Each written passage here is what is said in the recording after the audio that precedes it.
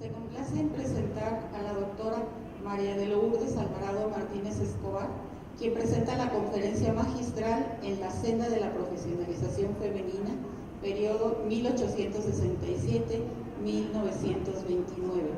con la participación del doctor Sebastián Pla Pérez como moderador de la mesa. Pasamos el micrófono para que tenga a bien presentar a tan brillante investigador. Muchas gracias. Buenas tardes, bienvenidos. Estamos aquí con la oportunidad de escuchar a la doctora María de Lourdes Alvarado, que tengo el honor de presentar y que nos impartirá la conferencia en la senda de la profesionalización femenina en México 1867-1929, con una reflexión importante sobre la historia de la educación. Voy a leer su semblanza curricular para dar paso a la conferencia. María de Lourdes Alvarado es doctora en Historia por la Facultad de Filosofía y Letras de la Universidad Nacional Autónoma de México, grado que obtuvo en 2001 con mención honorífica. Es investigadora titular C del Instituto de Investigaciones sobre la Universidad y la Educación, ISUE, y profesora de la asignatura Educación y Cultura, México siglo XIX, en la Facultad de Filosofía y Letras de la UNAM. Sus principales líneas de investigación son Historia de la Universidad y de las Instituciones de Educación Superior, siglos XIX y XX, y Educación Superior Femenina en México, durante el mismo periodo. Ha sido consejera universitaria y actualmente se desempeña como secretaria académica del Instituto de Investigaciones sobre la Universidad y la Educación. Es miembro del Sistema Nacional de Investigadores, es autora y coordinadora de 10 libros, 20 artículos y 69 capítulos de libro.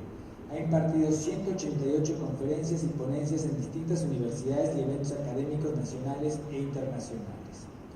Entre sus principales publicaciones destacan La polémica en torno a la idea de universidad en el siglo XIX, Tradición y reforma en la Universidad de México, La educación superior femenina en el México del siglo XIX, Demanda social y reto gubernamental, Educación y superación femenina en el siglo XIX, 2 ensayos de Lorena Wright, Cátedras y catedráticos de la historia de las universidades e instituciones de educación superior en México, 1, 2 y 3, Revista Positiva 1901-1914, Sistema de Información Digital, Grupos Marginados de la Educación, siglos XIX y XX, y el proceso de creación de la Universidad Nacional a través de las fuentes documentales.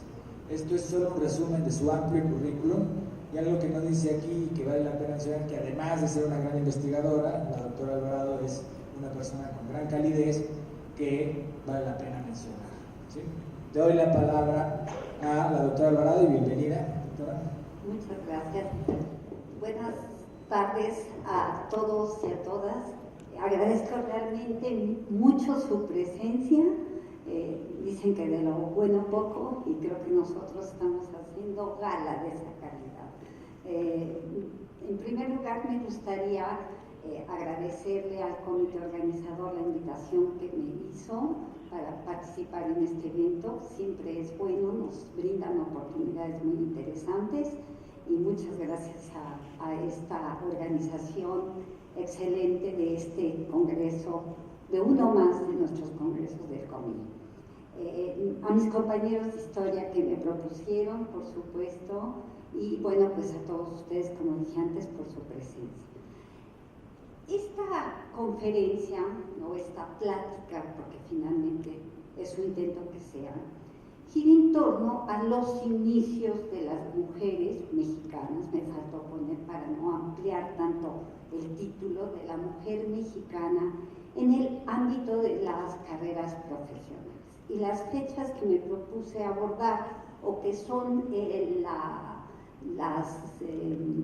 los extremos del texto, es de 1867, ya veremos por qué, y 1929, con eso intentamos cerrar. La plática está constituida por 5 puntos. La primera, una breve introducción ubicando el objetivo la segunda se podrían ser los inicios, el arranque de este proceso, siempre interesante y siempre apasionante, por lo menos pues para las mujeres y para las mujeres profesionistas, porque nos hablan de esas mujeres que abrieron brecha y que abrieron el camino por el que finalmente se hizo posible que actualmente seamos miles de mujeres las que estamos en el mismo camino, en las mismas condiciones en muchos casos que nuestros colegas varones. Después de los inicios hay una parte que a mí me interesa mucho tratar, que se llama el impulso de la legislación y tiene por objeto ver cómo la legislación en un momento dado también puede o frenar o apoyar estos primeros impulsos hacia las carreras profesionales. Y después los dos últimos serán primero las alumnas de las escuelas nacionales, antes de que hubiera universidad, se hacían cargo en México, antes de que hubiera una universidad, se hacían cargo de la educación un grupo de escuelas profesionales o nacionales, como les llamaban. Entonces, veremos algo relacionado con estas primeras mujeres. Yo pienso que tuvieron un valor enorme para iniciar este camino propiamente dicho y finalmente la primera generación de universitarias, quienes fueron, por qué estudiaron, qué ámbitos estudiaron, y me quedo, bueno, si llego, espero que así llegue en el tiempo que me marcan, veremos las primeras mujeres que ya hacen presencia en el ámbito político universitario y que curiosamente pues todavía es una hipótesis porque apenas estoy trabajando el tema, pero a mí me parece que esas mujeres son las primeras también que se iniciaron en el mundo político, en el ámbito político nacional. Entonces, de alguna manera es una hipótesis, como les decía ahorita, establecer la relación universitarias ya con cargos de representación, por ejemplo, consejeras universitarias, y cómo esas mujeres ahí, aparte de los conocimientos de sus profesiones, van a desarrollar las capacidades para desarrollarse en el mundo político. Eso queda pues planteado porque será probablemente el tema del siguiente congreso. En la imagen de atrás, ustedes pueden ver algunos rostros femeninos y tiene relación, algunas actitudes femeninas. Tiene relación con un artículo que yo encontré en la revista Universal de 1875 en México, que se llamaba ¿Son personas las mujeres?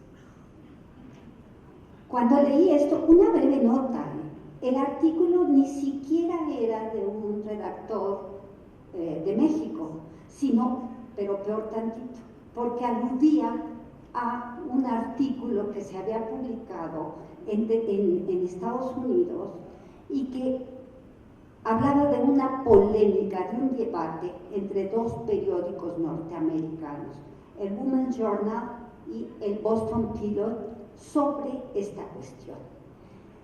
Estamos hablando de 1875 y estamos hablando de un país que ya hacía avances hacia el feminismo, que ya las mujeres tenían un lugar en las universidades, en los países desarrollados en ese momento, o por lo menos que ya estaban luchando fuertemente por encontrar ese camino, y se estaba poniendo en tela de duda esa condición tan importante para los seres humanos, el ser personas. A mí me pareció importante mencionarlo aquí porque me describía dos cosas. Primero, increíble que en un país desarrollado se estuviera sacando a relucir una polémica, en el caso de las mujeres, en la tercera parte del siglo XIX, que en el caso de los indígenas, por ejemplo en México, se discutió en el siglo XVI, si eran o no personas. Se revivía ese problema. Yo nunca me había encontrado con esa situación, con ese tema, poner en duda si su inteligencia, eso muchísimo de las mujeres, y bueno, ¿qué les puedo decir? En estos altibajos de esta larga historia, de este largo proceso, encontramos que en el que ese problema en algunas ocasiones todavía motiva algunos comentarios desagradables, faltos de toda solidez científica, de toda seriedad. Pero todavía lo encontramos, o por lo menos es parte de juegos, de bromas que también hablan de representaciones sociales. Entonces me llamó la atención que todavía siguiera, que se sacara a relucir, y en un periódico de esta naturaleza, de un país tal, este tema.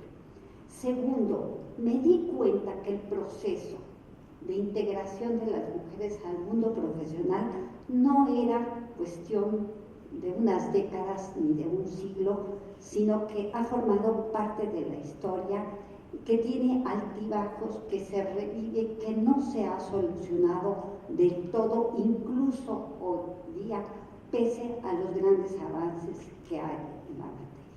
Entonces, en este caso, como en otros, de lo que se trata es de ver cuáles logros, en qué ámbitos se ha avanzado y en qué ámbitos todavía falta mucho por hacer.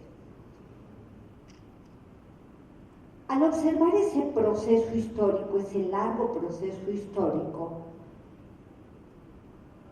observé también que la prensa era una importante vía para observar ese camino, esa historia de las mujeres, y que la versión histórica de la prensa, la visión histórica de la prensa, me permitía observar esos combates por la mujer o por la apertura de un lugar en el mundo profesional de las mujeres.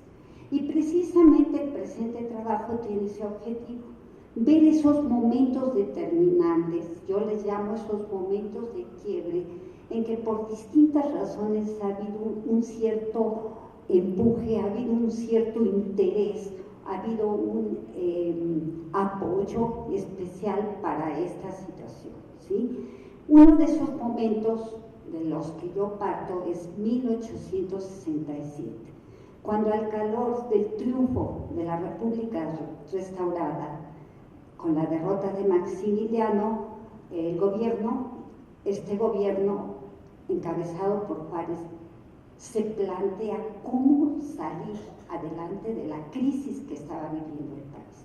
Una crisis en todos los sentidos, en el económico, en el político, en el social. Había pobreza, no había dinero, no había relaciones con el exterior, se había acabado todo el comercio interno y externo, no había un sistema tributario, qué sé yo. Y la solución inmediata, como en muchos momentos de la historia, es la educación. Una nueva ley orgánica de instrucción pública que intentara sacar al país de ese hoyo en el que se había metido. Sí, se había triunfado en la guerra, se había acabado con el enemigo que pues había intentado establecer aquí una monarquía, con los conservadores mexicanos, pero estaba todo por hacer, y el camino elegido por esa clase gobernante, por esa administración, fue la educación. ¿Y por qué me interesa la educación? Porque en ese momento, en esa legislación, juega un papel importante las medidas que se toman para la educación femenina. Y finalizamos este trabajo en la década de los 20, cuando, como les decía yo hace un momento, empezamos a ver las primeras mujeres figurar ya en el ámbito de la política universitaria y despuntar hacia una carrera política más amplia y que les permitiera la conquista de otros espacios, como por ejemplo diputaciones, agrupaciones de la sociedad civil, qué sé yo, una serie de posibilidades. Iniciamos con el siguiente punto.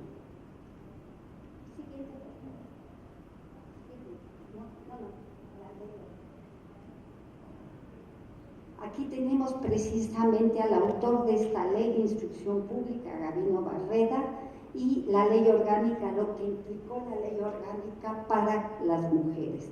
Dos instituciones fundamentales de las que vamos a hablar en un momento.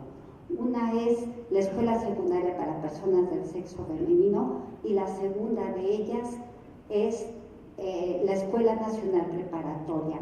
Ambas sobre todo la segunda, muy trabajada a lo largo de la historia, pero poco valorada en el campo de las aportaciones en los inicios en sus inicios para la educación femenina. Y aquí lo vemos, sí, es muy amable.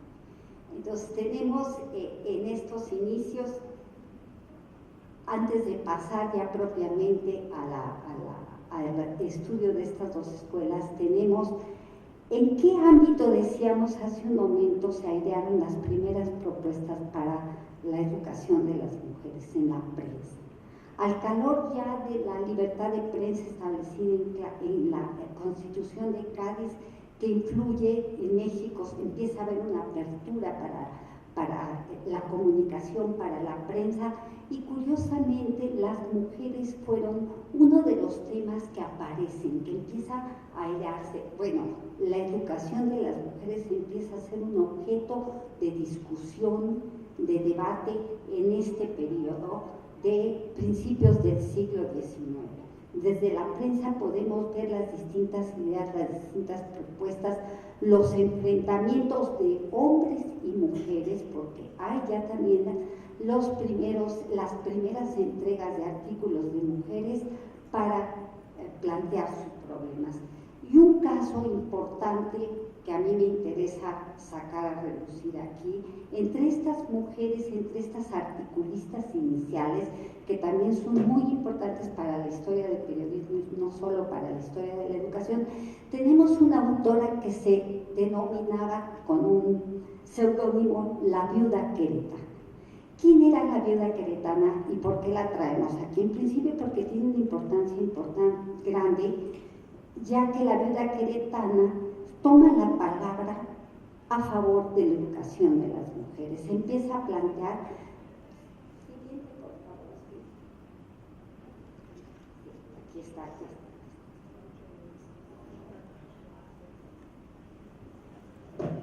No, mira, ya se no, sí, antes, por favor. Otra. Aquí, gracias. Decíamos, la viuda queretana se confiesa madre de 5 hijos, que tiene, como muchas mujeres saben de lo que estamos hablando, que cuidar a una madre mayor, enferma, y sin embargo, ella dice que se las agenciaba para encontrar tiempo al día y poderse dedicar a estudiar para la educación de sus hijos. No queda ahí, sino que hace unas ciertas preguntas difíciles al diarista, como ella le llama, y le dice, oían constantemente criticar la educación que tenían las mujeres, y ella le dice, ¿qué educación, qué principios puede inspirar a sus hijos una madre que no ha tenido otra ni otros que un abandono lastimoso, dedicada solo a las fruslerías y bagatelas que se han hecho en el día, como en todos los tiempos, el objeto de la crianza de las infelices mujeres?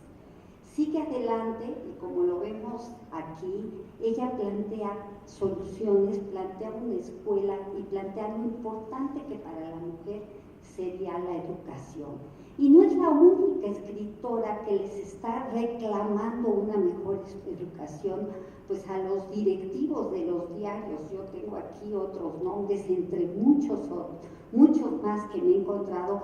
Por ejemplo, la vizcaína semi-erudita, que también es otra mujer que habla y que plantea, por favor, dennos medios para estudiar y no nos estén criticando que no tenemos los elementos, que no podemos opinar.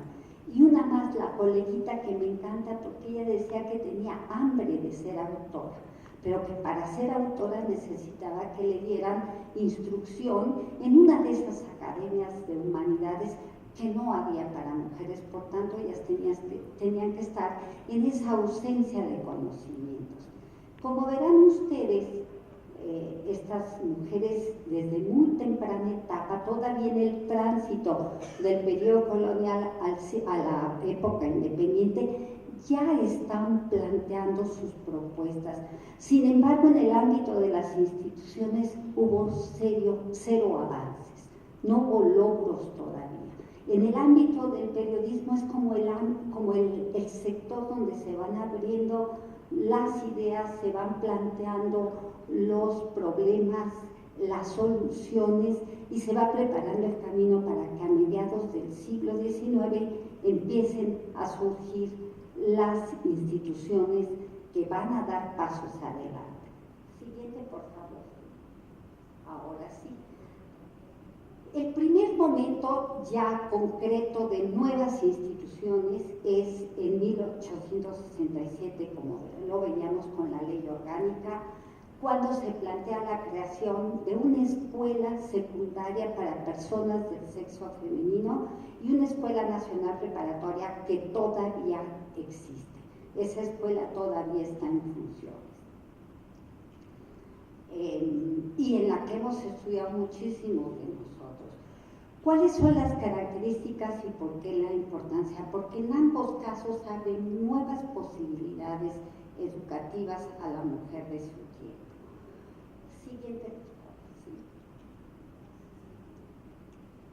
En la escuela, primero tenemos la escuela secundaria para señoritas. En primer lugar, los educadores del 67 ni siquiera se imaginaban para quién exactamente iba orientada, a qué edad, con qué objeto. Era como muy indefinido el nombre que se le daba a esta escuela y que ya después ya se precisó como una escuela secundaria para jóvenes, ¿sí? Pero al inicio no sabían exactamente si iba a tener las características de una escuela normal o iba a tener también las posibilidades de preparar para oficios a las mujeres, porque todo esto faltaba. Realmente no había instituciones, quizás algunas de las conventuales, una que otra escuela donde se daban conocimientos básicos, pero no más allá. Esta escuela secundaria tiene 3 virtudes que no tenían los establecimientos de educación primaria que había en esa época. Una de estas virtudes era precisamente que les van a dar a las mujeres, bueno, eso se proponían hacer, ocupación en sociedad. O sea, ya se está pensando darles a las mujeres una educación para el trabajo, para que tuvieran elementos para abrirse paso en la vida vía su trabajo. Segundo, moralizarlas. Esto venía de muy atrás, pero ya era un tipo de moral distinta, era una moral laica. Ya no se estaba pensando en darles catecismo, darles doctrina cristiana, sino en moralizarlas, algo más cercano al civismo, por ejemplo, ¿sí? Y por último, algo que era una novedad total en esta escuela, proporcionarles los conocimientos generales que las pusieran al nivel de sus congéneros en los países más desarrollados. Por primera vez se habla de darles una educación superior a estas mujeres. Sin embargo, como siempre pasa, yo digo que esta etapa es la de las buenas intenciones, ahí está la escuela, se pensó en que se especializara también, o ese era el objetivo fundamental, que dieron una enseñanza superior a las mujeres. Sin embargo, predominó la enseñanza normal, la enseñanza preparar a las mujeres para el oficio de maestras. En el caso de la Ciudad de México, esto ya en sí era un gran avance, porque no había una escuela normal en la Ciudad de México, ¿sí? Se preparaban de manera casi autodidacta y presentaban los exámenes en el ayuntamiento la mayor parte de las veces, con un sínodo que les preparaban, pero no había una escuela que les enseñara a enseñar. Y en la escuela secundaria se empezó a dar esta situación, aparte de las otras que yo ya les señalé ahorita. Díaz Covarrubias, que en 1875 era el secretario de Justicia e Instrucción Pública, como muchos gobernantes de la época, querían impulsar la feminización del magisterio.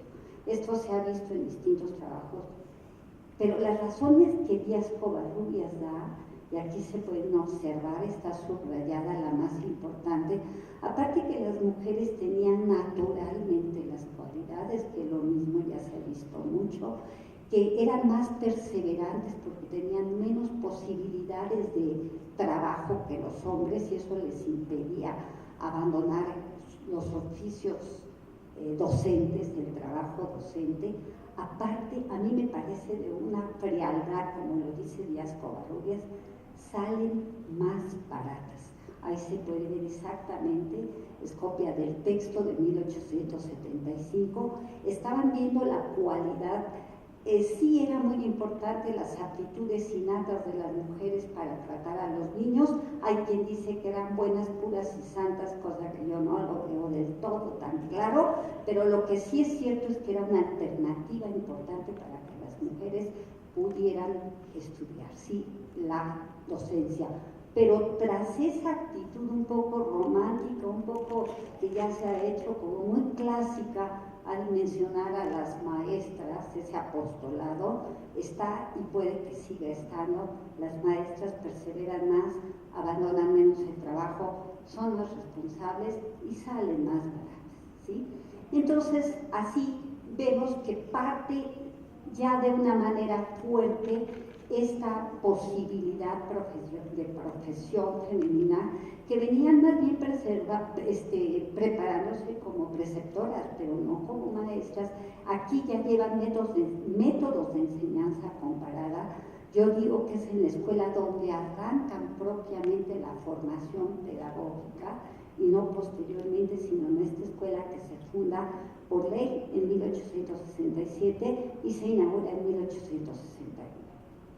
Decíamos que la segunda opción que crea la ley de 1867 es la Escuela Nacional Preparatoria. En 180 grados el sentido filosófico de la educación, se dejó atrás el método escolástico, se planteó una educación basada en el método científico, hubo una serie de asignaturas que tenían un orden lógico, que se incluyen en el currículum positivista, inspirado, ya saben, en ese momento era el positivismo kantiano el que tiene fuerza. Después vendrían otras corrientes positivistas, pero en el arranque de la preparatoria eso era lo fundamental. Se dejaba atrás el conocimiento basado en la metafísica, inclusive en los conocimientos religiosos. Esos eran fe y correspondían al ámbito familiar. Lo que se tenía que hacer es basar la enseñanza y el aprendizaje en verdades positivas, científicas, que se pudieran ver, observar, etc. Pero la sociedad, que siempre es reacia a las novedades, no tomó con tanto gusto estas novedades, y menos esta educación a la que le achacaban materialismo excesivo, que llevaba a los jóvenes al suicidio, porque curiosamente por los finales de los 70 hay 2, 3 alumnos de las escuelas nacionales que se quitan la vida, y bueno, pues se la achacaron a las malas formas o a las malas ideas de la preparatoria. Pero lo que más causó, digamos, sensación, o una de las cosas que causó sensación, pero se quedaron bien calladitos, es que la preparatoria, por ley, no decía que solo era para varones. En ningún momento de la ley de creación de la preparatoria, de la ley constitutiva de la preparatoria, decía que era un plantel para varones. Y nos encontramos que de 1867 que se funda, 1868 que se inaugura, hasta 1882, estamos hablando de 3 lustros prácticamente, casi, sin que hubiera ninguna norma que impidiera el paso de las mujeres. Ninguna familia se animó a mandar a sus hijas a esta escuela casi demoníaca, ¿verdad? Porque los juicios que se hacen en la prensa, sobre todo, son fuertísimos. Y los juicios serios de materialista, falta de principios, bueno, son verdaderamente apabullantes desde todos los ángulos que vea la manera de ver y de tenerle a esta escuela. Cuanti más de mandar ahí a alguna joven a estudiar. Sin embargo, bueno, pues llegó el tiempo. Siguiente. Aquí tenemos algunas nombres de mujeres que se van preparando en la preparatoria. O sea, pese a todo, la preparatoria tuvo éxito. relativo.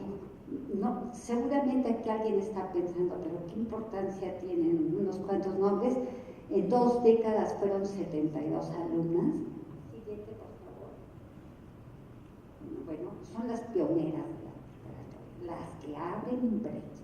Para mí eso tiene un gran significado.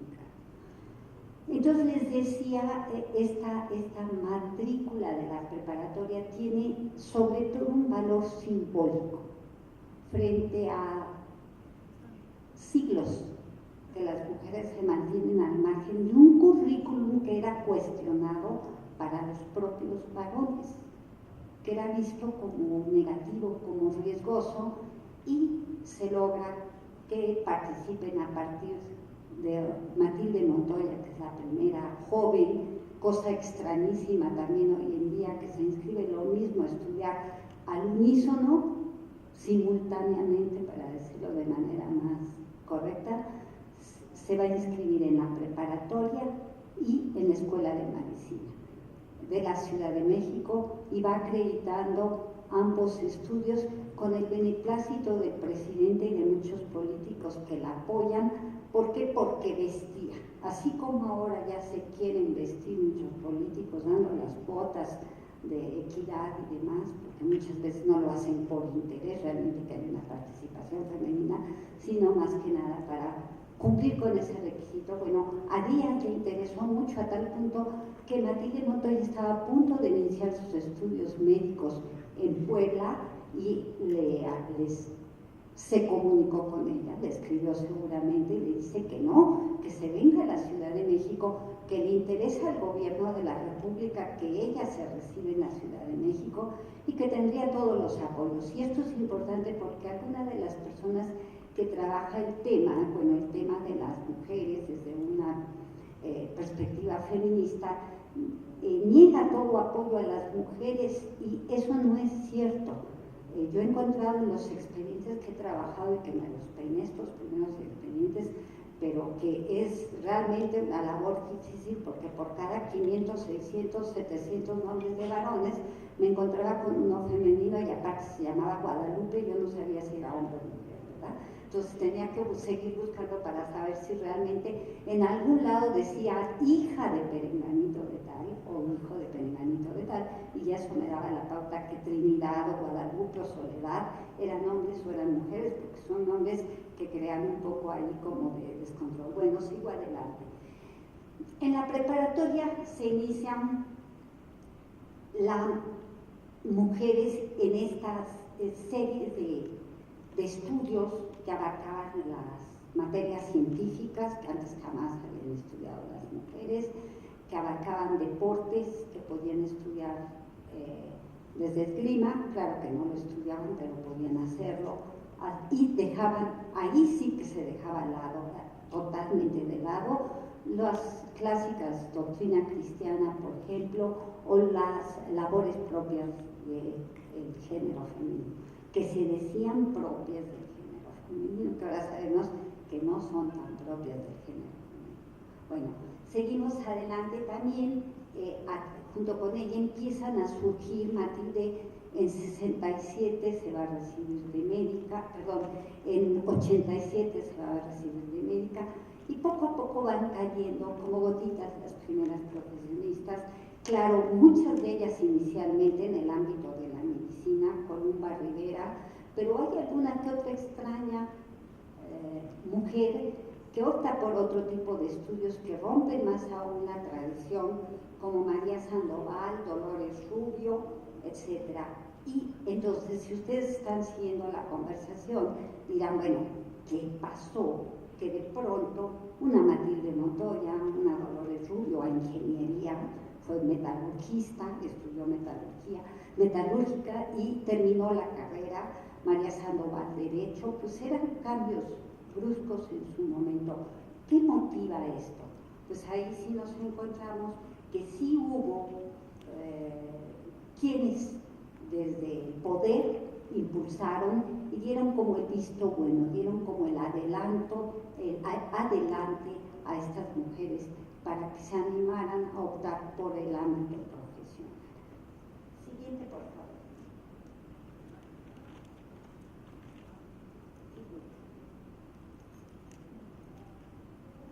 les había presentado a Matilde Montoya. Aquí está.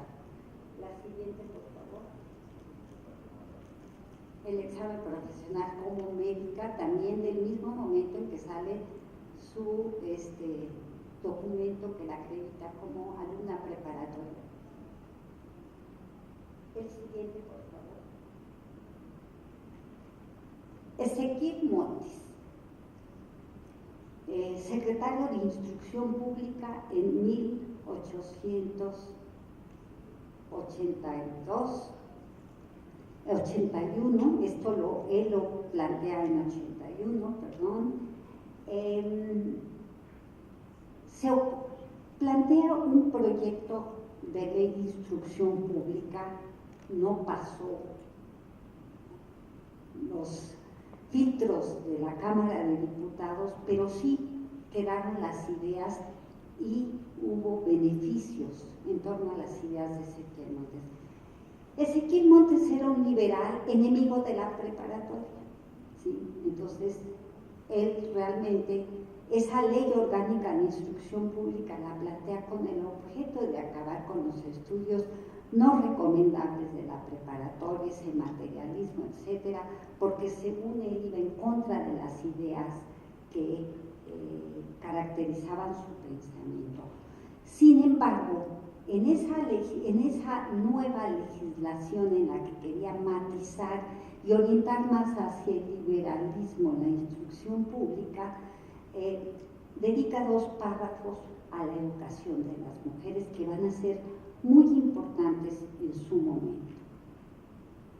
El primero de estos párrafos plantea que sí, que es fundamental que las mujeres tengan una educación a la altura de su siglo y que para que esto se pudiera realizar se les debería de dar cabida, se les debería de dar la oportunidad que estudiaran la carrera de medicina. Primero se concreta a la carrera de medicina, ¿sí? Y en segundo momento es todavía más amplia su propuesta. Él dice que cualquier persona, hombre o mujer no lo dice, pero cualquier persona podría asistir a las lecciones impartidas en las escuelas profesionales en calidad de oyentes, tampoco lo dice, pero se está entendiendo por el sentido del proyecto de ley. ¿Sí? Cualquier joven podría asistir a estos estudios solo sometidos a la reglamentación que estas escuelas tuvieran. Hasta ahí, por favor. No, hasta ahí. Entonces, vemos que Ezequiel Montes abre una posibilidad, un plantel que no era precisamente una escuela normal, sino era una escuela que para algunos no era precisamente la más adecuada para las mujeres, y abre la posibilidad de que estudien en esta escuela y además les abre las otras oportunidades de escuelas profesionales.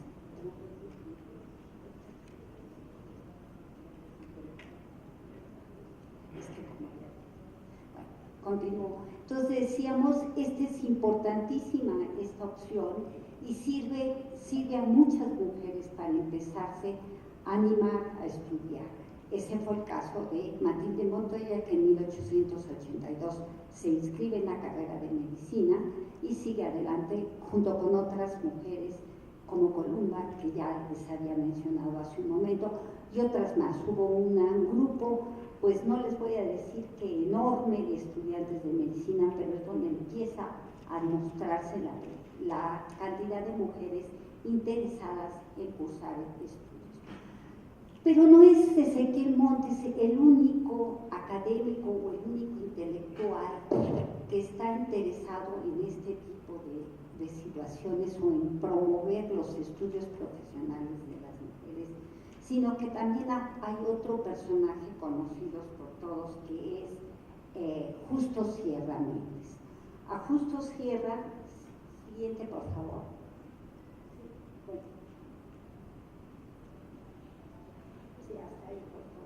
A Justo Sierra le interesa en ese momento crear una universidad. Recuerden que en todo este periodo no había universidades una serie de escuelas nacionales se hacían cargo de la educación superior de los mexicanos, ¿sí? Porque la universidad había sido declarada incapaz de seguir adelante, era una institución obsoleta con un origen colonial y ya no consideraban que tenía que seguir, y finalmente primero con Maximiliano y después con Juárez se cierra la universidad. Por tanto, era un grupo de escuelas nacionales las que cubrían los estudios superiores.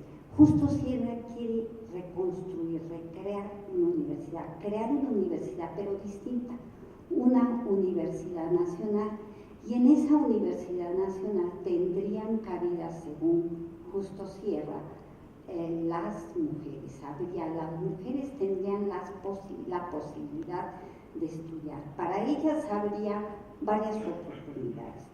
Primero, podrían estudiar en la escuela secundaria de niñas, que formaría parte de la universidad, ¿sí? Y después las mujeres también tendrían derechos a asistir, teniendo certificados especiales a las facultades, a las demás escuelas profesionales, no en las mismas condiciones que los hombres, porque esto quién se lo podía permitir, ¿no? Pero sí tendrían la oportunidad de tener diplomas especiales. Y la tercera opción para hacer estudios era en la Escuela Nacional de Altos Estudios, que se crearía como una condición de esa universidad que planteaba crear Justo Sierra. Y esta Escuela Nacional de Altos Estudios, entre otras características, tendría la de formar al magisterio, que posteriormente ocuparía las cátedras en la propia universidad. Y bueno, ahí también podrían asistir las mujeres, pero en altos estudios, que bueno, el antecedente de la Facultad de Filosofía y Letras de la actual universidad, las mujeres sí tendrían el derecho a tener los mismos títulos que acreditaran sus estudios. O sea, en esta institución sí tendrían las mismas características y los mismos títulos que los varones. Siguiente, por favor.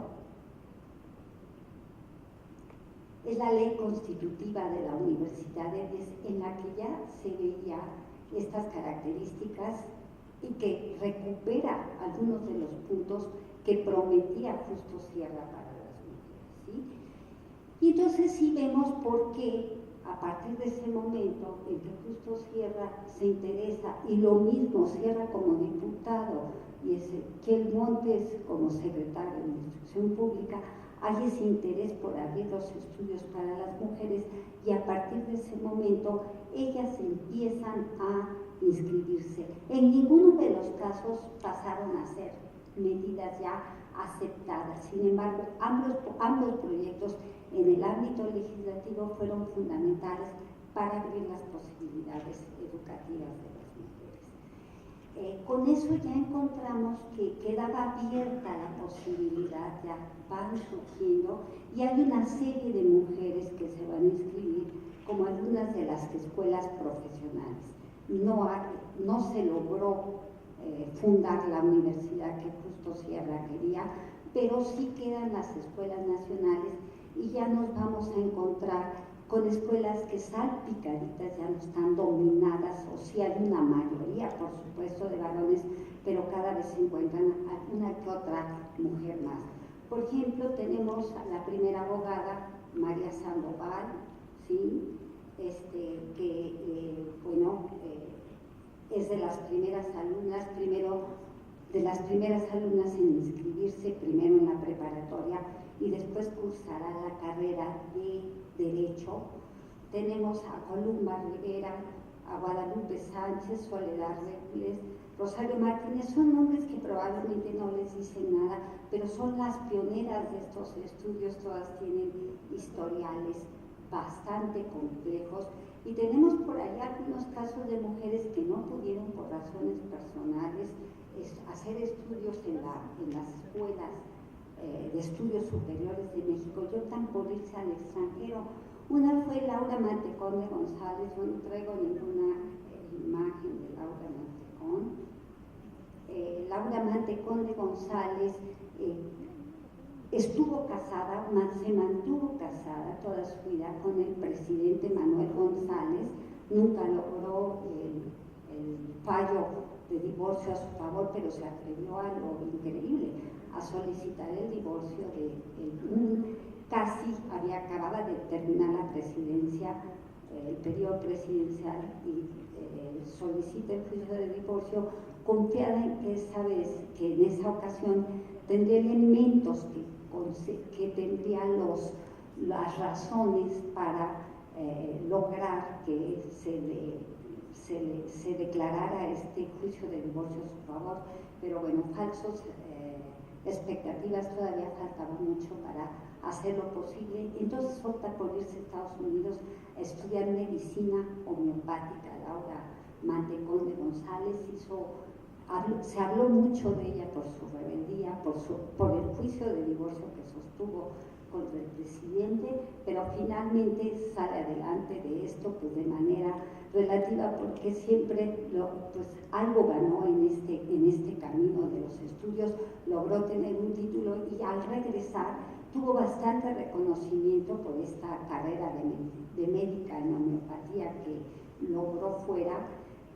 Incluso llegó a patentar una medicina que se llamaba Bendiciones del Cielo y que servía, yo digo, ¿cómo no existe una de esas actualmente? Porque curaba todo, la tal Bendiciones del Cielo, tifo, viruela negra, sarampión, fiebres perniciosas y hasta cuestiones del corazón.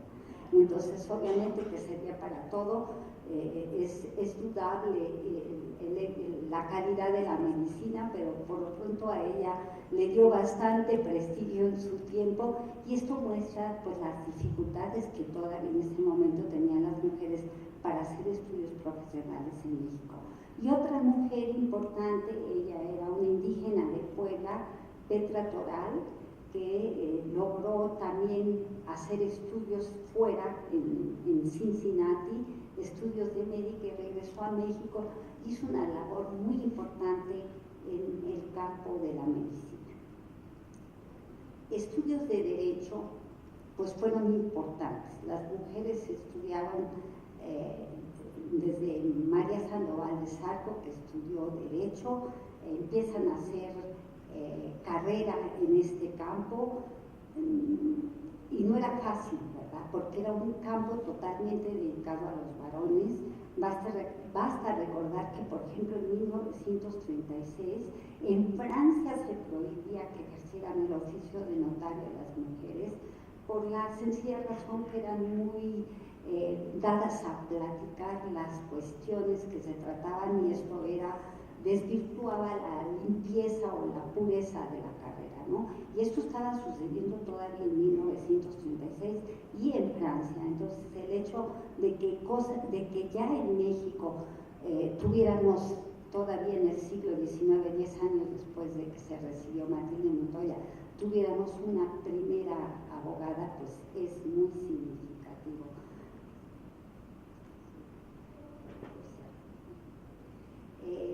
En el caso de esta primera abogada, encontramos que se recibe a los 22 años de edad, que es muy celebrada por los periódicos de la época, igual que pasa con Matilde Montoya.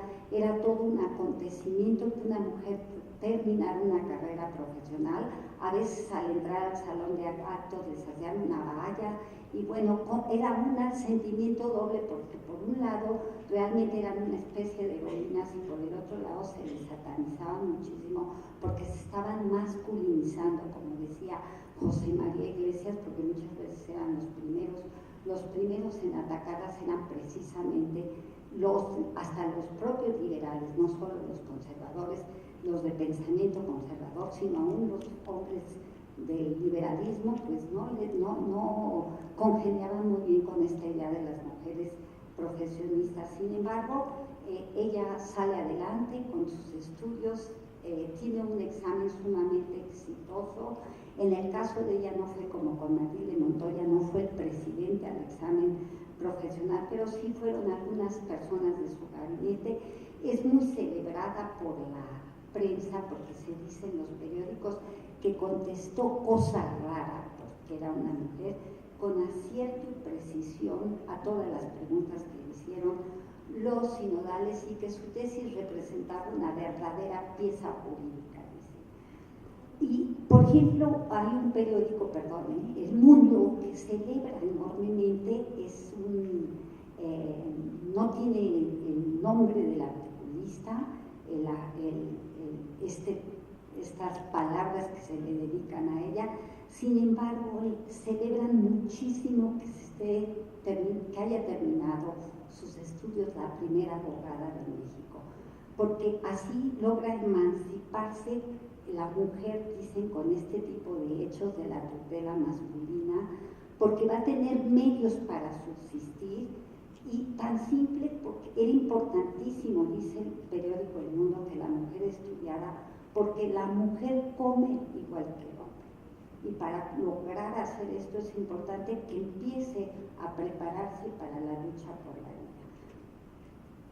Un periodista que seguía la nota educativa, muy importante de conocerlo más a fondo, un articulista del Monitor Republicano, Juvenal, decía que celebraba enormemente que esta abogada se hubiera recibido, que hubiera hecho lo mismo que Matilde Montoya, terminar sus estudios y salir, porque habían mostrado que tenían la capacidad que los hombres y que podían salir adelante con los estudios, que ya las mujeres no tendrían las condiciones de los hombres, que serían capaces, dice Juvenal, de abrirse camino en un jurado. ¿Y quién lo pudiera predecir? Quizás algún día pudieran ocupar un lugar en la Cámara de Diputados o en algún cargo más importante. Esto no se hizo de inmediato, pero en el siglo XX sí ya encontramos que las primeras mujeres que ya están tomando un lugar en los puestos públicos. Por ejemplo, tenemos a Aurora Jiménez Palacio, que llega al recinto de Donceles en calidad de la primera diputada, a María Cristina Salmerón del Tamayo como la primera ministra de la Suprema Corte de Justicia, y tenemos a Griselda Álvarez como la primera gobernadora. O sea, esos vaticinios de Juvenal no se realizan inmediatamente, pero sí ya van teniendo un lugar. Encontramos que no solo los hombres aluden a estas primeras mujeres profesionistas, por ejemplo, Dolores Correa, que era una maestra significativa, una maestra que destaca, que se viene a México y que hace una brillante carrera, también escribe en un periódico, y ella en la prensa se hace una pregunta interesante en su tiempo y dice: ¿por qué en un país de 12 millones de habitantes, de los cuales 7 millones son mujeres, solo hay una abogada? Se refería a María Sandoval, ¿sí? Y dice que es importantísimo que este caso, como el de María Sandoval, se siga reproduciendo, que siga habiendo mujeres que se lancen a la vida profesional, que salgan adelante. Estas son las primeras alumnas de las escuelas nacionales, todavía no son universitarias, pero a partir de 1910 ya tenemos una universidad y el número de profesionistas va a ir aumentando. Siguiente, por favor. Aquí tenemos algunas imágenes de estas primeras jóvenes dedicadas a los oficios ya profesionales. Siguiente, por favor. Es Laura Marte Conde González, que les hablé hace un momento de ella. Siguiente. Estas son las alumnas de Bellas Artes que posteriormente, fundada la universidad, van a seguir adelante destacando, pero ya desde el siglo XIX tenemos nombres de algunas de ellas muy destacadas y muy brillantes. Frida Kahlo fue una de las alumnas que tomó clases, por ejemplo, en la Escuela de Bellas Artes. Fue una escuela que mostró una altísima afluencia de mujeres, porque aparte de todo tomaban cursos libres en esta escuela de distinto tipo. Entonces, fueron de las escuelas que tuvieron mayor afluencia femenina. Siguiente, por favor. Estas son algunas de las artistas, de las alumnas que estuvieron en la Escuela Nacional de Bellas Artes y que destacan.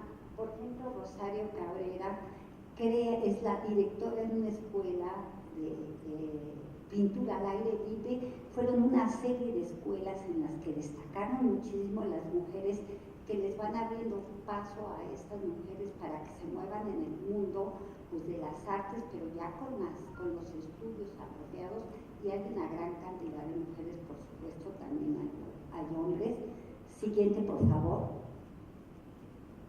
Aquí tenemos a María Luisa de Esa, que será posterior, bueno, fue la primera arquitecta mexicana. En la escuela de San Carlos estudiaban fundamentalmente pintura y escultura, y solo la arquitectura era una parte de la escuela, una especialidad de la escuela, y tardan mucho en haber las primeras mujeres. Ella ya se recibe en el siglo XX propiamente de sus estudios. Seguimos adelante.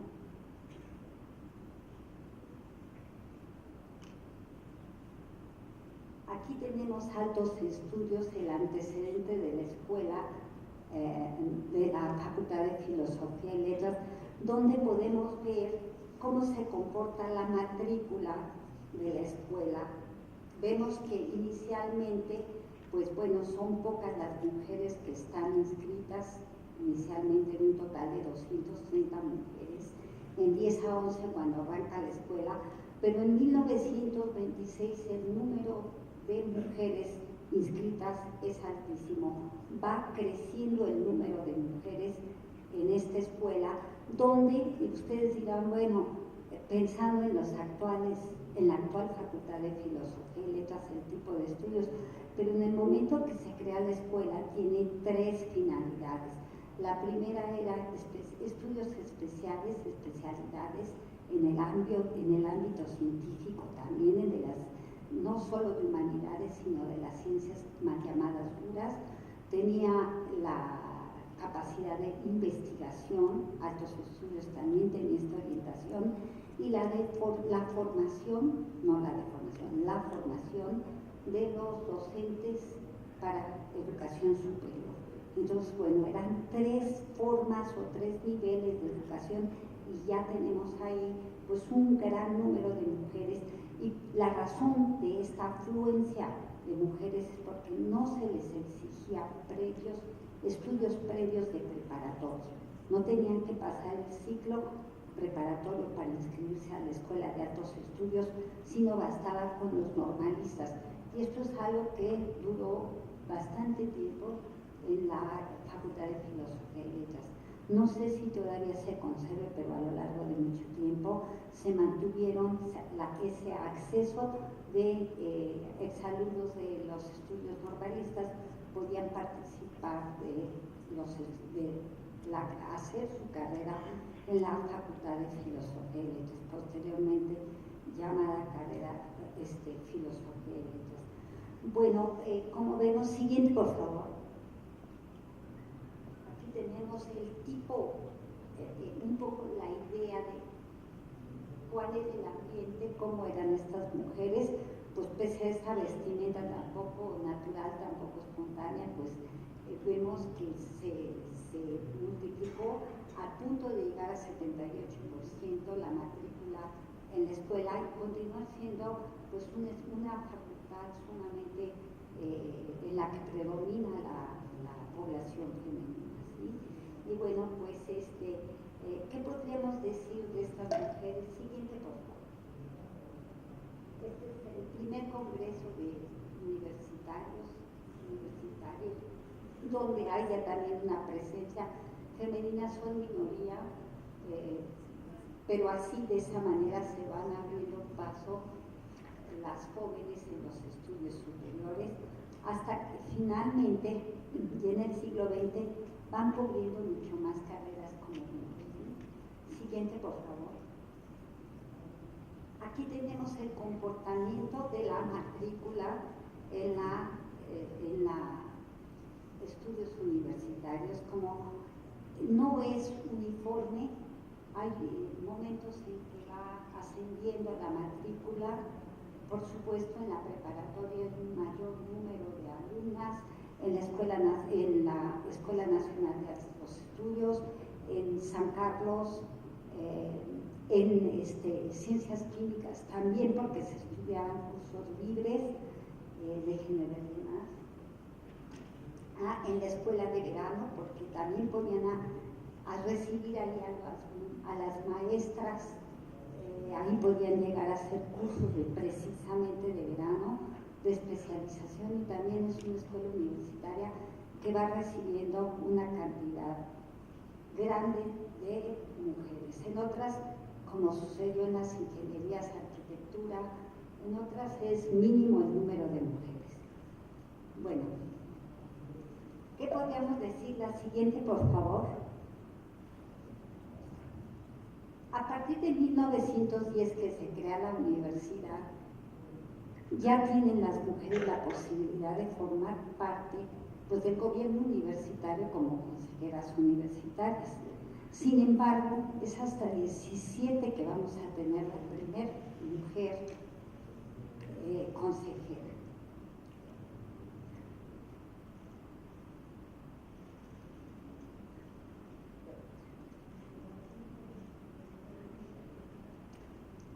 Ahí vemos las primeras consejeras. Palma Guillén fue la primera en 17, María Luisa Chagoyán, Alba Herrera y Ogazón. Están viendo del lado izquierdo de qué escuelas provenían.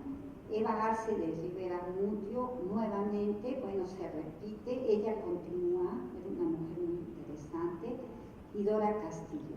Esto es de 17 a 29, son un total de 5 mujeres, porque una se repite.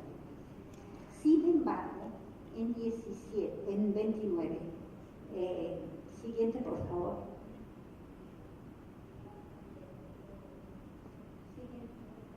En 29 hay una cláusula en el reglamento del Consejo Universitario, con todo este movimiento de la autonomía, en que plantean que las escuelas que tengan un porcentaje mayor de la tercera parte de mujeres deben de tener una estudiante como representante. Entonces esto abre la puerta ya sea como titulares o como suplentes a las mujeres. En lo que este momento llega, aquí las tenemos, también podemos ver de dónde venían. Muchas de ellas venían de la Escuela Normal Superior, o sea, de lo que fue altos estudios y después filosofía y letras, de educación física. Algunas ya pintaban como líderes, vienen de la Federación Estudiantil Mexicana, como Hortensia Benzo y Consuelo Chávez.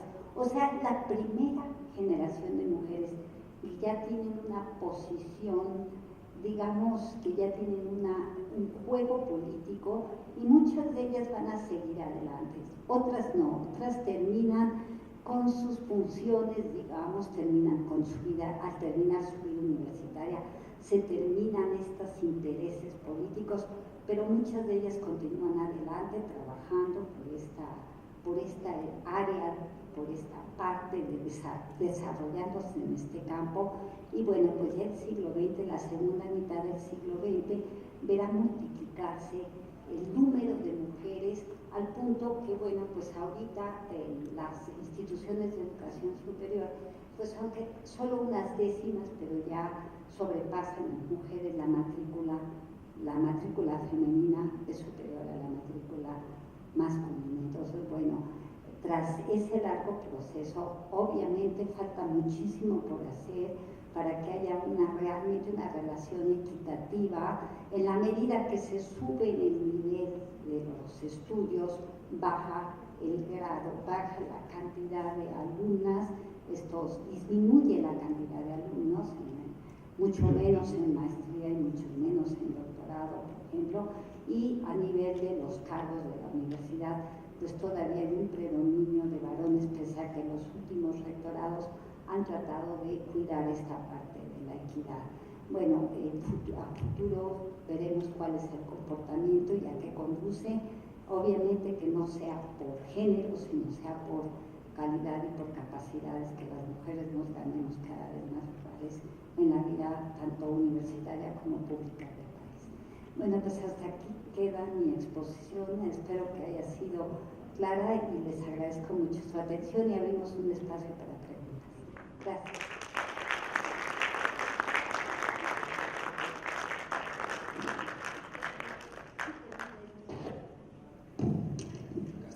Bueno, se les pasaron unas hojitas y aquí tenemos varias preguntas.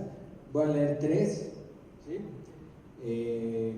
Para la doctora Alvarado. Doctora Alvarado, buenas tardes. ¿Ha pensado realizar un estudio biográfico de Matilde Montoya?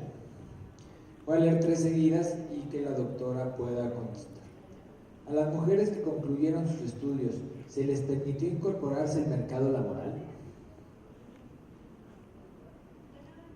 ¿Cuáles son los retos y los riesgos que enfrentan las mujeres en la actualidad? ¿Qué falta en la actualidad para la equidad? Bueno, son 3 preguntas, hay una cuarta, ¿verdad? La odontóloga contemporánea. Sí. Las parteras se forman desde mediados del siglo. Las parteras, mujeres, se forman desde mediados del siglo XIX en la Escuela de Medicina. Bueno, estas son las 4 preguntas que hemos recibido hasta ahora. Vamos a darle respuesta y si hay más preguntas, podemos hacer otra ronda. Sí, perfecto. Aquí me preguntan que si existe un estudio biográfico de Matilde Montoya. Sí existe un estudio biográfico de Matilde Montoya. No recuerdo bien ahorita el nombre de la autora, pero sí ya hay algo. Es muy breve, es un trabajo pequeño, pero muy interesante, muy bien hecho, y da una idea de lo que es de lo que fue la vida de Matilde Montoya en este momento, y un inicial en la revista de CONACYT, un artículo en la revista de CONACYT ya bastante viejita, que es de mi autoría. En realidad no se ha trabajado más allá, que yo tenga idea, pero siempre se cita, siempre se menciona, porque obviamente que es un símbolo en el ámbito de los estudios de las mujeres, ¿verdad? Matilde Montoya es un símbolo. Y también me hacen por aquí la pregunta si estas mujeres pudieron desarrollar sus estudios, pudieron ocupar puestos, no todas, obviamente, algunas sí, algunas no. De las pintoras que yo les presenté, pues Frida Kahlo fue toda una artista de reconocimiento, y algunas otras de las que presenté también, en realidad todas ellas desarrollaron la carrera, y como ellas muchas otras, ¿no? Igual las ingenieras, las arquitectas, pero claro, en ese camino en muchas de ellas predominaban los prejuicios y bueno, finalmente se acogían ya a la vida doméstica una vez que se casaban. Pero en el caso de Matilde Montoya sí es una mujer que desarrolla la carrera, se dedica a enfermedades de la mujer fundamentalmente, y sí desarrolló sus conocimientos, y en su momento fue bastante reconocida, recibió bastantes honores por su papel como primera médica, porque realmente mostró el ejemplo, abrió el camino en este campo. Por aquí me comenta la compañera, me dice que Margarita Chorney Salazar, por supuesto, ella obtuvo su diploma como odontólogo, como especialista en odontología en 1886, un año antes que Matilde Montoya, pero en ese momento todavía no era considerada como una profesión al mismo nivel, una profesión liberal, sino tenía como todavía un sesgo de estudios técnicos.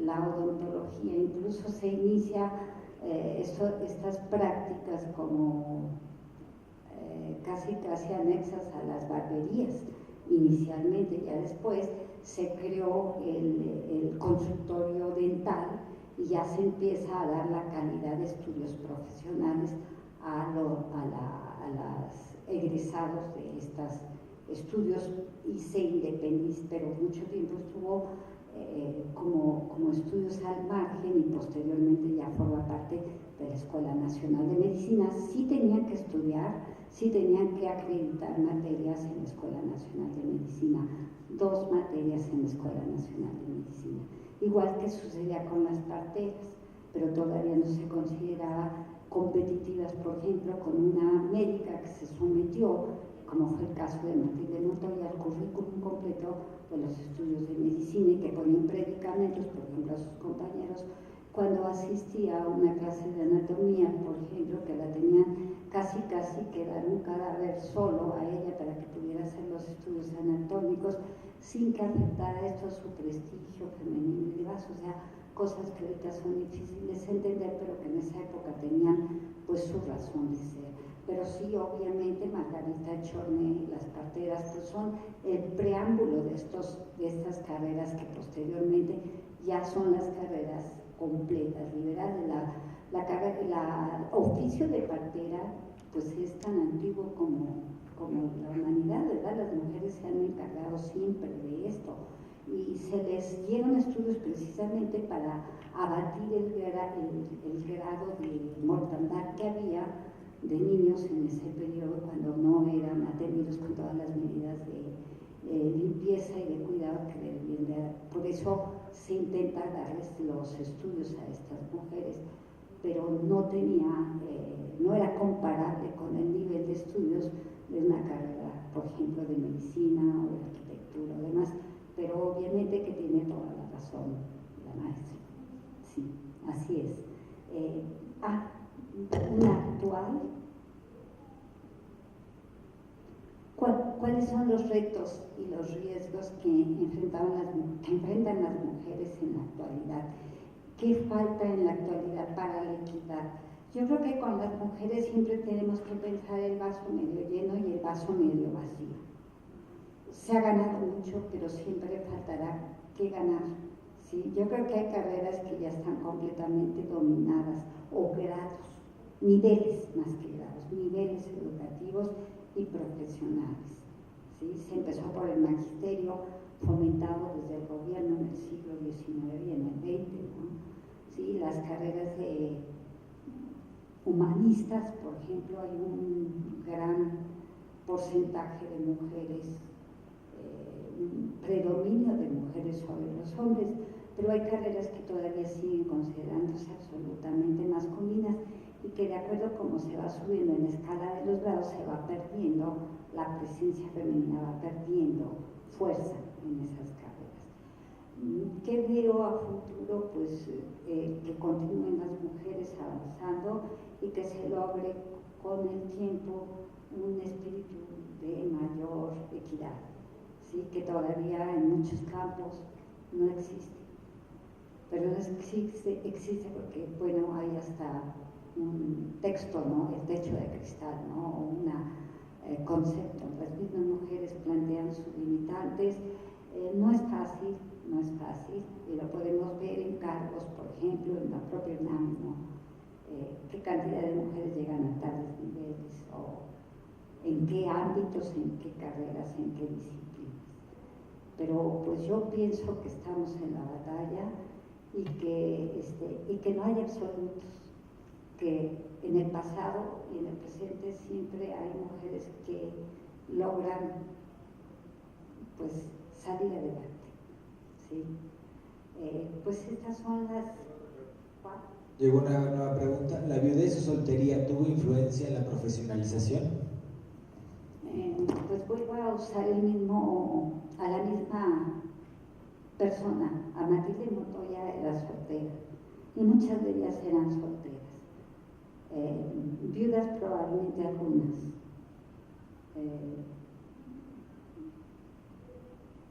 Casadas menos. Habría que hacer un estudio como muy detenido de cuál es el comportamiento femenino con una muestra. Eso sería interesante, eso no se ha hecho, pero solteras pues sí las había, y era una de las salidas, los estudios. El magisterio pues estaba lleno de mujeres solteras y viudas posteriormente, y en el siglo XX pues ya se empieza a usar que la mujer casada pues trabaje más. En el 19 se pelea mucho que sí trabaje, sí, pero en la casa. Por lo menos ciertas mujeres de ciertos sectores, no todas las mujeres. Las mujeres de clases medias para arriba, pues hay que cuidarlas. Sectores de otro nivel más bajo, no les preocupe, son las que llenan, pues realmente son las obreras, son las vendedoras, ambulantes, servicio doméstico, son trabajos, y son los que hacían ellas, y toda la vida, desde principios del siglo XIX, más o menos la tercera parte de mujeres trabajaba, por más que la literatura diga que eso no es cierto. Trabajaban, pero en oficios, no profesiones. Lo que es significativo es la apertura del ámbito profesional a las mujeres.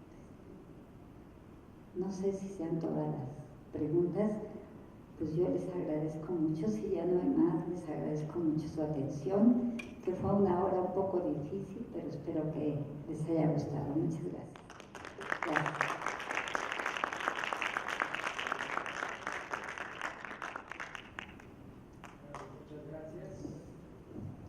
Gracias, doctor Alvarado. Hago entrega de la constancia correspondiente y pues muchas gracias. Nos vemos la próxima sesión es a las 3:30, ¿verdad?